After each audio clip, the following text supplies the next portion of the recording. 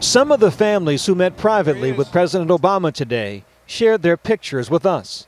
Images captured on cell phones and digital cameras. And he walked in and everybody started chanting USA, USA. Retired New York City Deputy Fire Chief Jim Riches was there. His 29-year-old son Jimmy, also a New York City firefighter, was killed September 11th. He was Chief Riches' oldest boy. We carried his body out of here down at Ground Zero on March 25th, 2002, me and my 3 other sons. I congratulated him and I thanked him and I said, you know, you brought some solace to my family and we're happy that at least one person had been brought to justice after 9.5 years. What did you say to the president and what did he say to you? Frank and Mary Fetchit of Connecticut also met with the president. Their son Bradley was 24, an equity trader in the South Tower. Our 2 boys said, tell the president, number 1, that I'm sleeping better all night already.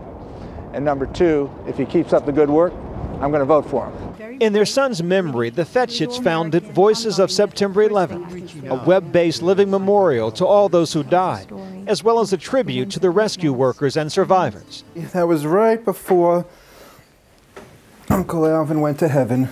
For all those who met with President Obama this afternoon, there were hundreds more like Howard Zapkin, whose brother-in-law, Alvin Bergson, worked at Cantor Fitzgerald.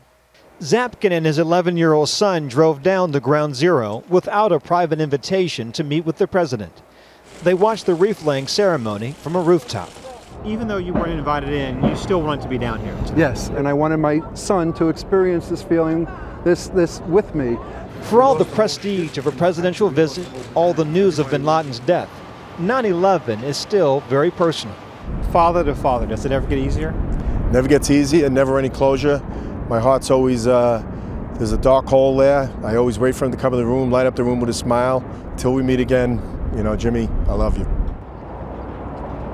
Each family was also given a private moment with the president. And Katie, when we asked for details, they respectfully declined, but said it was like having a conversation with a father or a friend. That's nice, and all those losses still so heartbreaking almost a decade later. And for those families, Katie, it's like it happened yesterday. Byron Pitts, Byron, thank you as always.